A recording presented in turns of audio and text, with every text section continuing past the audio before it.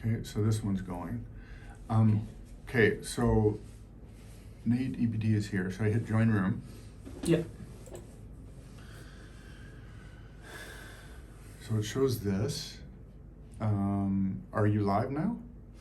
I think so.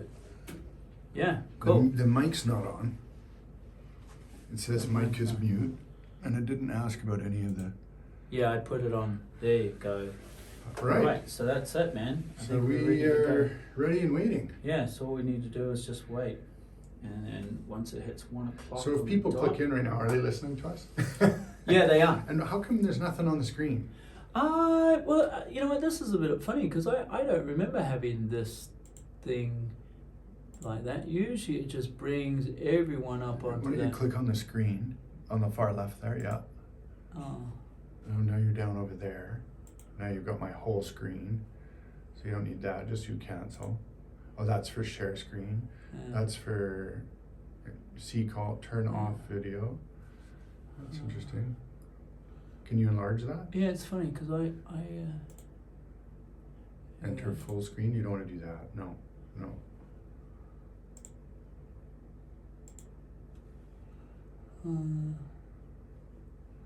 Okay.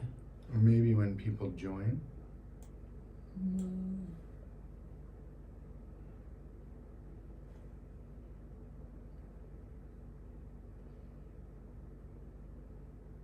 I'm gonna open that. We can stop it and try and start again if you want.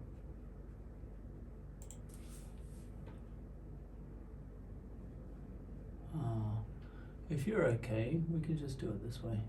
It doesn't bother me. I don't need to see it. Yeah, I don't. I just want to know that you know if you're live. Yeah, waiting for people to join. Do you have a countdown?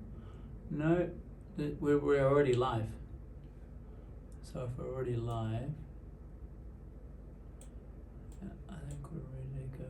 So, interesting. Yeah, don't. Yeah, Well, good. it's 101, so we can start. Yeah, all right, good. Here we are. We are in Sheko, going live to Sheko and the rest of Hong Kong. So I'm very, very excited. So thank you very much for joining the show today. As you know, I'm a holistic personal trainer and I love being able to find out little hacks, a little bits and pieces, a little tools and insights that I can actually incorporate into my life to lower the stress levels on my life, which is why I have the amazing Lachlan Campbell on the show today. Lachlan is a financial expert. He's going to give you a little bit of details on his past so that way you get a sort of insight into him. But the reason why I've got him on the show today is because, first of all, he's a dear friend. And secondly, he knows a lot about finance stuff, which I have no idea about. But I've realized that, going through COVID and stuff is that, there is a lot of financial stress, not only going on in my life, but a lot of people out there. Yeah. And, your YouTube videos that you've been putting out have been amazing because if you go to Mad Success on YouTube, you'll find this man. And he has so many different types of videos out there about how to deal with your finances, different things about stocks, different things about bonds and managed funds and even crypto. So I found it very, very useful. And so that's why I wanted to share it with you guys today. And, like I said, Lachlan is a really good friend of mine and I'd love you to sort of give us some background on yourself. Sure. And what's your purpose? What's your goals in life? Yeah, thanks. So great to be here, Nate. Thank you. And wonderful to be part of the show. Someone's asking to be accepted to join. I think that's Nina. Welcome, Nina. Great to have you on. Is she being recorded? I don't know. Are you going to be? I'm wondering whether you're being recorded as well. Are you being recorded at the same time? Can you see yourself on there?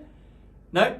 Yeah, you can see yourself on there. Oh, so maybe she's like an invited guest. Oh well, let's keep on going, and I'll work it out. So please. This is what happens when you have a few gray-haired guys trying to sort out modern technology. And bald. So yeah, while you sort that out, my background, I've been in Hong Kong now 26 years.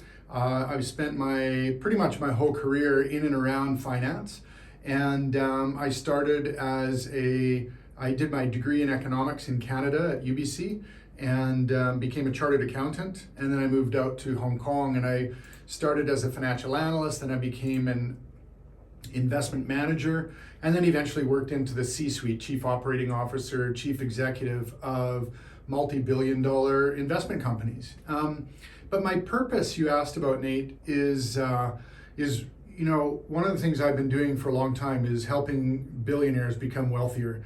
And I've been looking for actually several decades at the whole concept of financial education and why we don't have it in our schools. And it's been something that's been bothering me for a long time. So I left work in 2020 and wrote a book, or started writing a book around, financial education, financial well-being, and realized, one of the things that was really important to me in my life is resiliency. And I'm, I've had a lot of failure in my life, failed businesses in the past. I've lost jobs, dealing with parents who have passed away. I've gone through divorce. I went into deep debt in my last business, which was a cupcake business called Baby Cakes. And I've bounced back bigger and better than ever after each of these iterations of my life.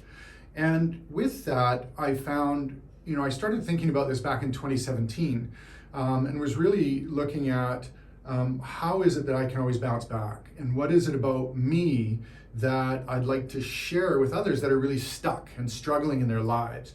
And three things sort of came out. One is mindset. I have a growth mindset. So I learn from failure and I grow from failure. Two is attitude. How do I take meaning out of life? How do I look at life? What is my attitude around how I live and how I, act and behave in my life, how I react? And then the last is discipline. I've always had, direction in my life. I always have a life plan. I kind of know where I'm going. And then I set discipline in place to be able to try and achieve those goals. And, the achievement takes a circuitous route sometimes, as it's not always a straight line. But so it was this mindset, attitude, discipline. And that makes, the word MAD, M-A-D. And that's where I came up for the business.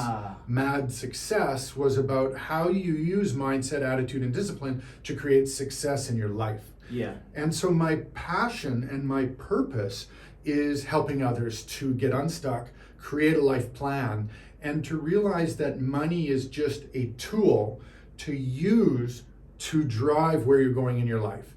Once you have a vision on where you want to go, money's not the be-all end-all. Money's just there to go along for the ride and support you. But without a plan, it's like a map, the old cliche. Well, if you don't know where you are on the map and you don't know where you're going, how do you get anywhere? Well, it's the same in life, with your money, with your life. If you don't have a plan, if you don't have direction, how do you know where you're going? And how do you know where you're coming from if you don't check in regularly and you don't know where you're going? And so my whole mission now is to empower people in their life and using money, using the finance to really empower how they're going to go forward in their lives. So that's a really good point. You mentioned that whole MAD. Now, first of all, I didn't know that in the past, so I'm really happy that I found that out. Yeah. But the thing that you mentioned before is just to know where you are right now. Yeah. And one of the things, when it comes to what I do is creating health and well-being and fitness for people is, first of all, need to work out where they are right now. Because then you get a sort of idea of, okay, well, how good or how bad it is. But the thing is like, how do you find out, do you also work on, where they actually want to go and why they want to achieve it? Because, one of the things is like what I've gotten out of financial benefit is, before it was just about making money. I just want to make money. Yeah. But that only goes so far before you start to realize, you realize, you can make as much money as you like or struggle and get frustrated not making money. But why are you trying to make that money in the first place? And you mentioned something before, it's like it's the tool to get what you want to get. Yeah, and we so often have it in reverse. We think we need to have the money to be able to have the life. And we don't design our life. And so we're constantly trying to see, okay, I need a new job, I need to get more money, but we actually don't have a plan. We don't have a plan, and because we don't have a plan, we aren't purposeful with our money, right? We don't know our money buckets, for example, and this is something we can talk about a bit later, but what money do you need for the next 6 months, and how are you managing that? What money do you need for 6 to 12, 24 months, and how do you manage that? What money do you need, say, for 5 years and longer, and how are you managing that? And what are the outcomes that you're achieving with those different time frames? Like, maybe I'm saving for the down payment of a home in 3 years' time. So do I want to have that money invested in the stock market, for example? And what if the stock market crashes like it is right now?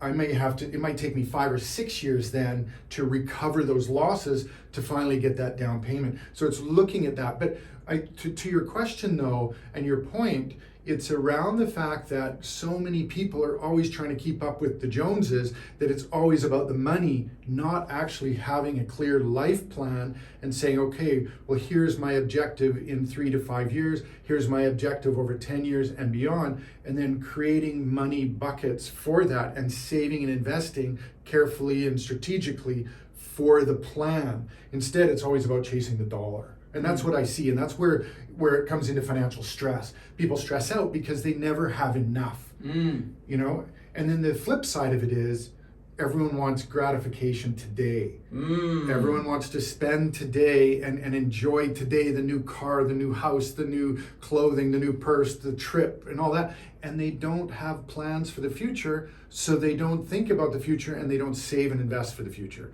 So it's all about today's consumption. It's like that whole, what do they call it? Like a shopping therapy, or you go shopping, it's like, that instant gratification, isn't it? Yeah, the dopamine hit. Yeah, like what we get from social media, and all the swipes and all the things we do. Exactly. So I'm sort of getting a little bit of touch on this. So what do you mean by financial well-being? Because we had this conversation before, sure, and sure. and how is that achieved? Yeah, thank you. So financial well-being is really 4 components as I look at it. One is, where am I today? What do I have control over my money today, right? Also, so that's point number 1, is how am I managing my day-to-day life? And that's, what income I have, what I'm, spending on my needs and my wants. Am I living below my means, right? Meaning, is my spending each month less than my income, so that I have money left over for investing and saving? And how do I look at that? So the way I plan for my immediate needs is, I pay myself first. So whether that's paying off debt and saving for investment, I always build that in as a need, as a must-have up front. And then I look at my needs. So the 5 big needs are, if I can remember this, it's housing, clothing, transportation, medical, and food. Yeah. So those are the big ones. I knew that one. Yeah, he knew it. So those are the big ones. Those are your needs. Anything outside of that, except maybe education. Sometimes we have to pay for education, and it's necessary. It can't be delayed. But otherwise, those are the big needs. Everything else, your double shot latte and the trip over there and scuba diving on the weekend, or whatever your thing is, those are your wants. And so if you're spending beyond your monthly income, it means you need to be cutting back on your wants so that you can start reducing your financial stress. So point number 1 was around, controlling your money today, and that kind of day-to-day flow of what is going out versus what is coming in. Yeah. The second one is preparing for an emergency, right? Preparing for the unexpected. So if you're an employee, you will want to look at having a 3 to 6 month emergency fund. If you're self-employed, and I just put a video out on this, and my YouTube channel, Nate so kindly plugged, is called the Mad Success Channel. It's not just Mad Success, there's some other guy in Eastern Europe that is Mad Success. Anyway, second one is preparing for the unexpected. So if you are a employee, you want to have a 6-month emergency fund. And I say 6 months because you look at the pandemic and how many people were unemployed for longer than 3 to 6 months. A lot, right? And just going to the point of financial stress again, the number 1 cause of stress in people's lives and mental health problems now is money, is financial stress. And that's been a pandemic problem because of job losses, business closures, reduced pay, reduced contracts, reduced days at work, all of these things that have impacted people's lives has created more financial stress. Yeah. So it's preparing for that unexpected moment. Now, if you're a freelancer or you're a gig worker or independent contractor, it's what I call your 6-month gig gap life fund, or what I call must-have money, because you're living off your savings between each gig. The money comes in and then you start living off that, especially if you don't have other savings and investment that you can draw from. You want to be creating what I call this life fund to cover this gig gap, the gap between each contract that you have. And so that's number 2. Number 3 then is around, financial wellness means also you want to have freedom of choice in your life, right? So you want to be able to be free to choose how you live. You want to have enough savings and investment that you can say, you know what? I want to take 3 months off work, or I want to, work for myself, or I want to be able to go and have that trip without worrying that you're stressing yourself by doing that. And you're in a financially stable and financially comfortable position so you can do that.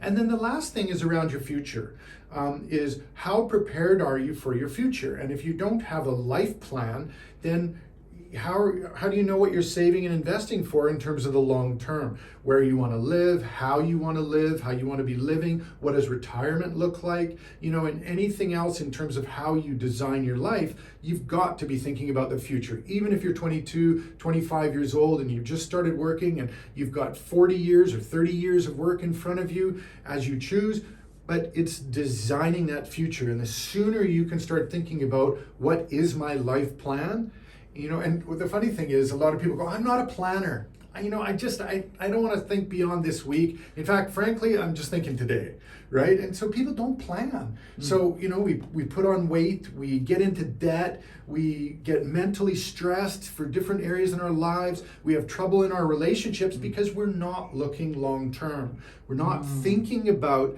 our own well-being holistically for more than just what's immediately in front of us. Yeah, and that's a really good point, because the thing is like now you have more people in your life. It's not just you.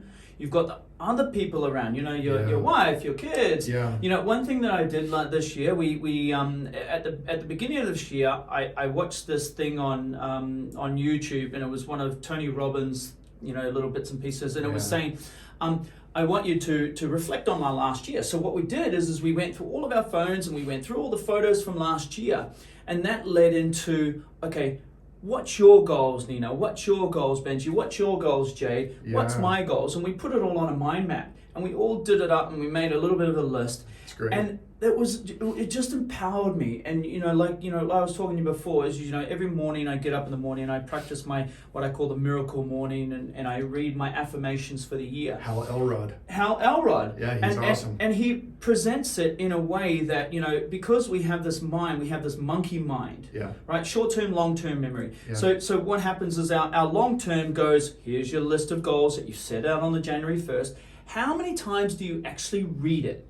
Yeah, right? Yeah. But with this miracle morning, I read it every morning. It gets me present to what I made a promise on January 1st. Yeah.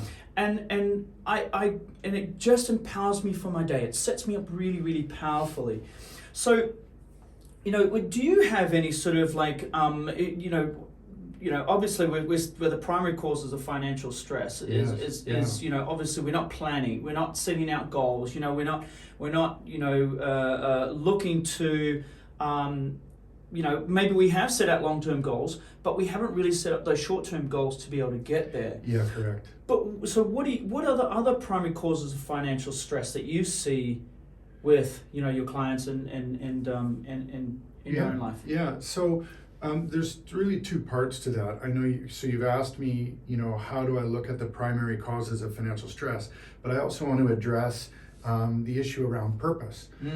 Because, if you're just going through the motions in life and you don't have what I call the life plan, and you don't have a purpose as to why you're doing what you're doing, right? If you don't know why you're doing it, and if you don't have a purpose for doing it, how are you motivated? Like, how are you living a fulfilled life if you don't know what your purpose is and you don't know your why, right? Like for me, I so want to give back and help people become unstuck in their lives and realize that money's just a tool, and how to use that tool to really drive what their life plan is and really help impact their direction, right? And so, you know, you touch on such a great point. Like, if you don't have a purpose and you haven't figured out, you know, your why and why you're doing what you're doing, whether it's for the short term or it's a medium term or a long term goal or outcome,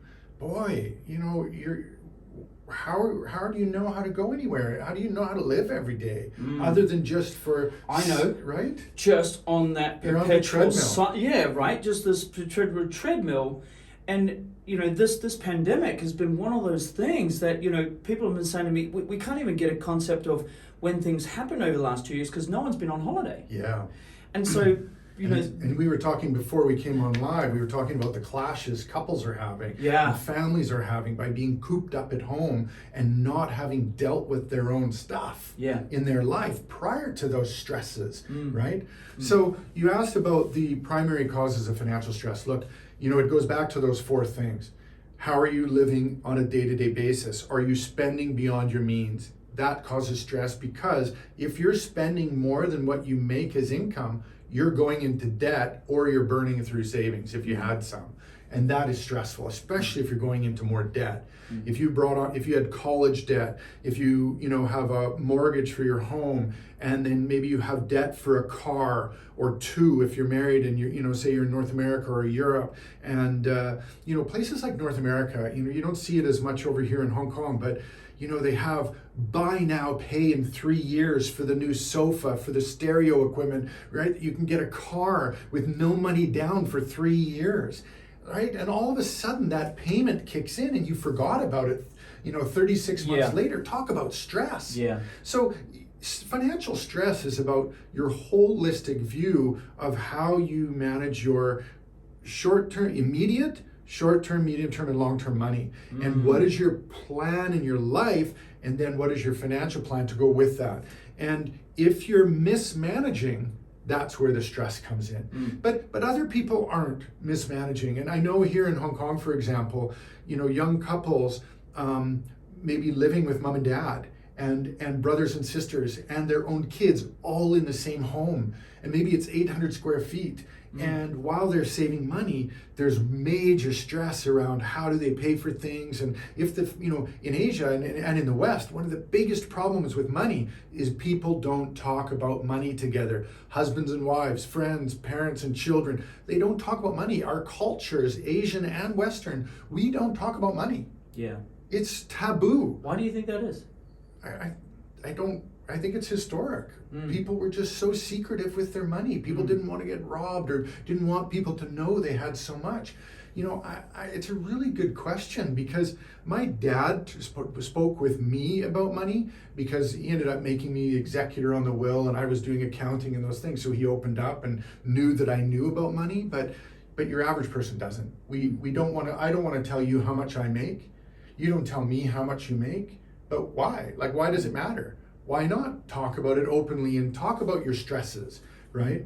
But going back to financial stress, it's really about how you manage those 4 buckets that we talked about. Yep. And do you have emergency fund money, in case you lost your job, or that life fund that in case as a self-employed person, you told me you were shut down 10 months out of 2 years as a gym owner. Crazy. Right? Like, that is hugely financially stressful. Oh. Right? You don't have any income coming in, and it's so uncertain. So this uncertainty in our lives is what we need to plan for. Yeah. And that's why I put out my latest videos around uncertainty for those who are self-employed and how to deal with that. Watch that video. Please. So we talked about a little bit about the pandemic and how it's affected people's financial wealth. Obviously, we talked about low hours, low people having to take pay cuts or even losing their jobs. Yeah. I know there's many people in Hong Kong that have expats that I know that have left because they've lost their job, or they're just sick and tired of all this sort of stuff. So is there any others that sort of been, impacting those financial stress, and what do you sort of see as, the solutions? We and I know that, we're just to be out there, we're not going to give advice here. Yeah, All we're looking to do is give you areas to look at. Yeah. So that way you alleviate some of that stress, not only financially, but like I said, financial really does affect our emotional, our mental, and our also physiological stress. 100%. I mean, I've seen people gain, 10 kilos over this period of time. Yeah. Look, totally guilty. Well, I still recognize you, man. But I've seen people that I've gone, oh my God, I don't even recognize you. Yeah. So what are the sort of what have you seen sort of the impacts on people's health from the pandemic? Yeah. So great question. It's and what's ended up happening is the pandemic has rolled into. Now we have a stock market crash, right? We have incredible rising inflation, rising interest rates that are just compounding the problem. But in a lot of the research I've read from mental health institutes in Canada, the US, UK, and elsewhere, financial stress has now become the number one cause of stress, anxiety, and depression in the mental health bucket. And then you compound on that, getting out of shape because the gyms have been shut down for so long and we've been locked at home, and a lot of people don't have the room or the capacity to have fitness equipment at home. Prior to the lockdown, they didn't even think about it, and because they were going to the gym regularly or going for walks or whatever they did, and that added massive stress. But the financial stress component was really what I mentioned before around lost jobs, around reduced hours of work, around reduced salary, no bonuses, right? People being forced into their homes, and then because of that, they couldn't do sales. Lots of salespeople were impacted. Yeah. Even for me, I ended up leaving, the job where I was chief executive back in late 2020, because I had a regional role around Asia, and we couldn't go and meet our clients. And the owner was hemorrhaging cash. And so we had to let go, all these people we had hired in the last 12 months. And I, worked with the owner, and I even agreed myself to leave the company because he just couldn't afford it at the time. And so it's created stress for all sorts of people, but it was really around all those things I've mentioned. So in terms of what can you do? Well, if you don't have income, it's obviously if you're looking for work, it's getting back to work. But in the interim, what can you do in terms of taking on side gigs, right? So for me, with Mad Success, I have multiple streams of income, right? Or at least I'm working on that. Yeah. So I left, and as part of what I want to do, I took a professional coaching program. So I've become a professional coach. I also now am looking at putting together corporate financial well-being programs. I also get paid for certain writing that I do. I'm also trying to monetize my YouTube channel. And there's just different ways by which I can, I'm very interested in lecturing in some of the universities in town, maybe doing some programs for kids. And you also have some clients as well that you. I have direct coaching clients. Yeah. Yep. So I do one-on-one financial and life success coaching and executive coaching, that kind of stuff. But most of the people I coach are around money mindset. And a lot of people, this is where financial stress can come in as well, is a lot of people grew up in a home where they didn't talk about money, but money was really scarce. And so they saw how stressed their parents were, and they've taken on that scarcity mindset for themselves. And so as a result, they grow up and they mismanage money because their parents mismanaged money. Yeah. And they didn't learn good habits. Yeah. I hope that's answered your question. Yeah, you've just pinpointed a few things in my own past as well.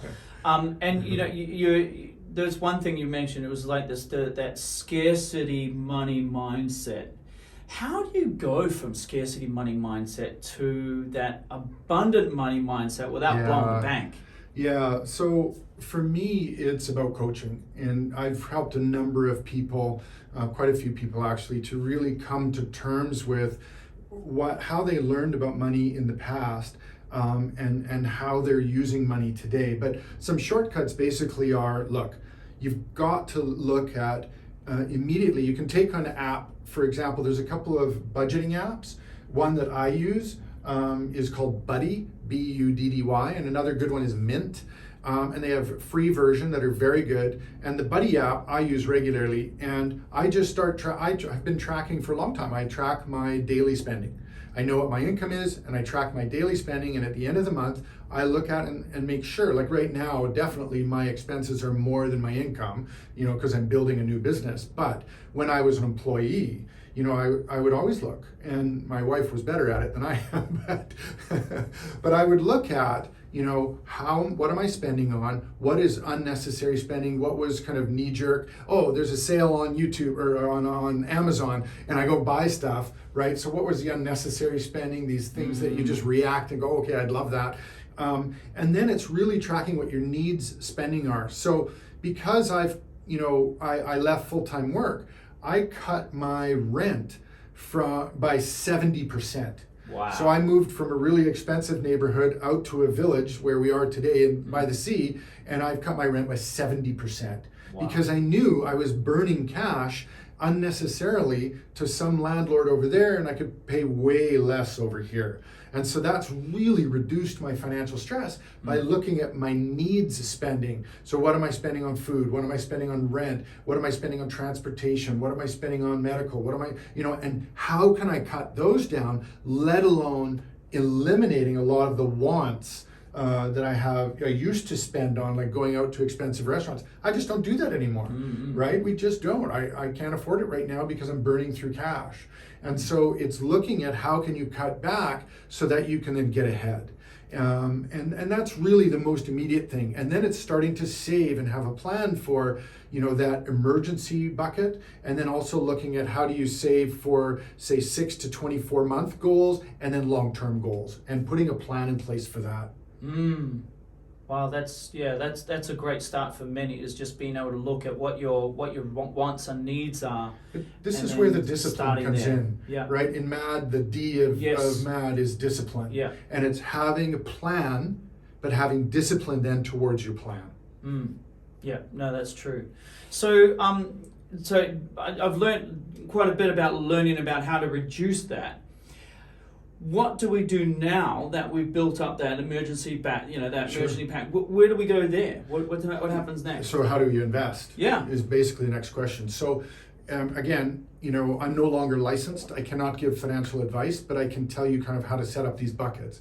So typically I have 0 to 6 months is what I would call your immediate need money. So if you're employed and you go into an emergency of some kind and you need that money right away and you don't know when, you don't invest that money.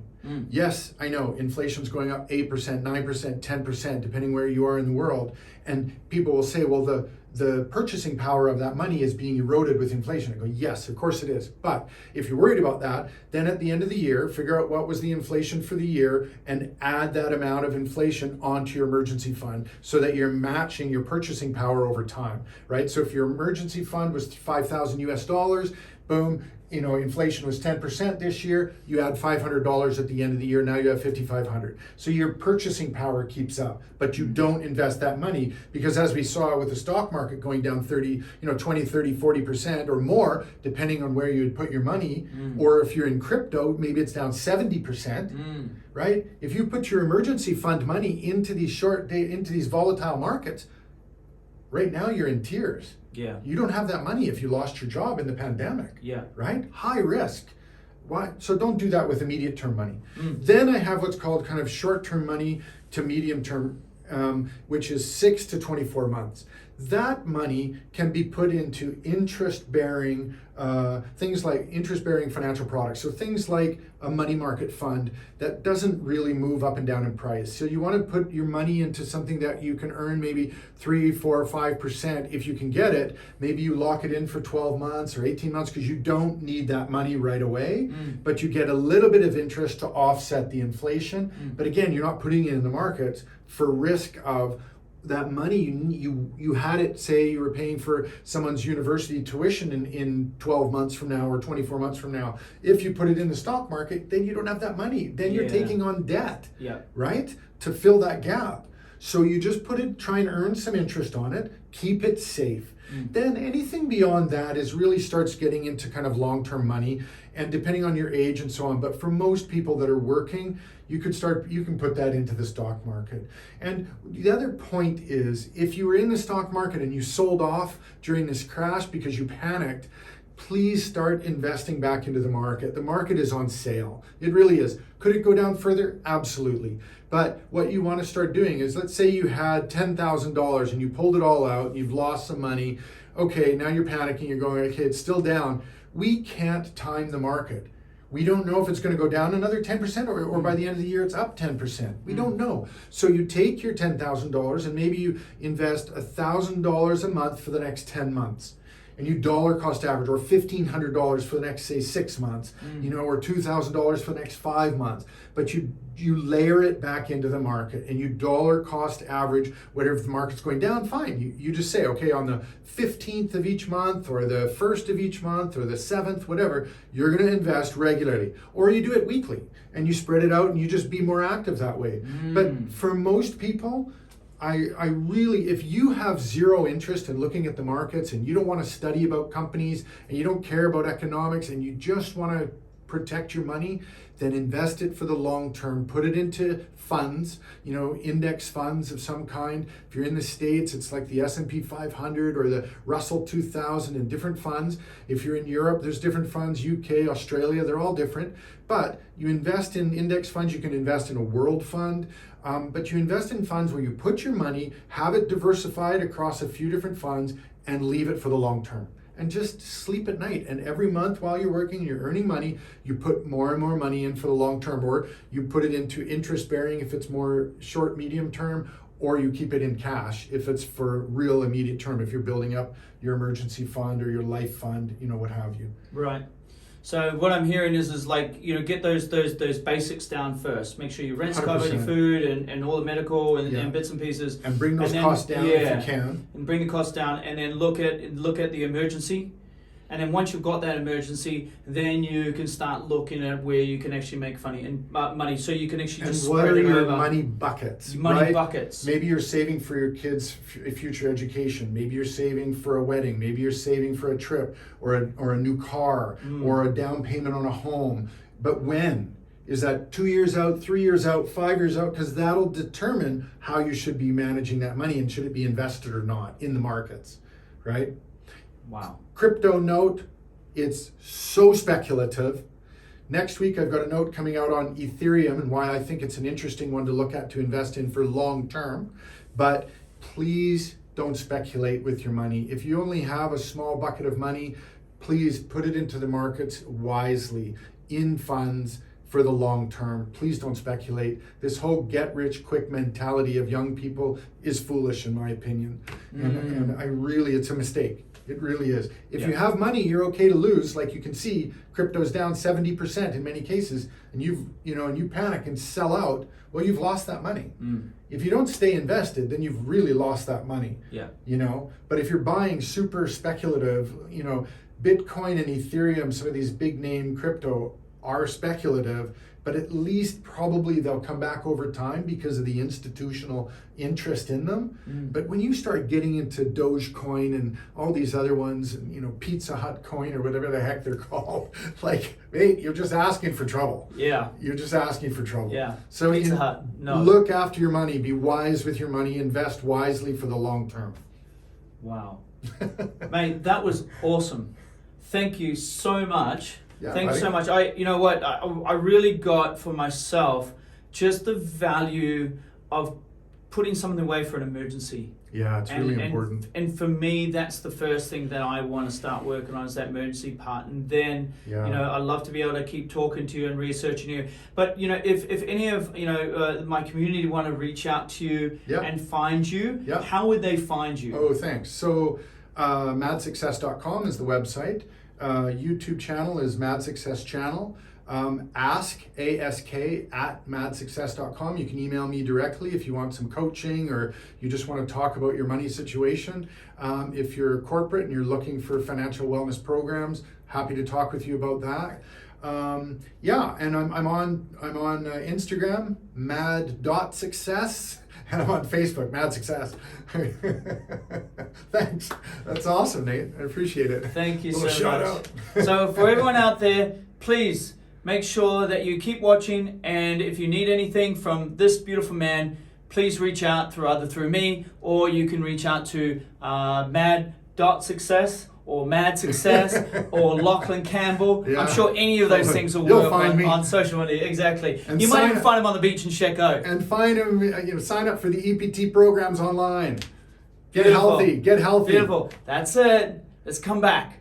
Let's do this. Thanks, everybody. Thanks, man. Yeah, man. Bye. Bye.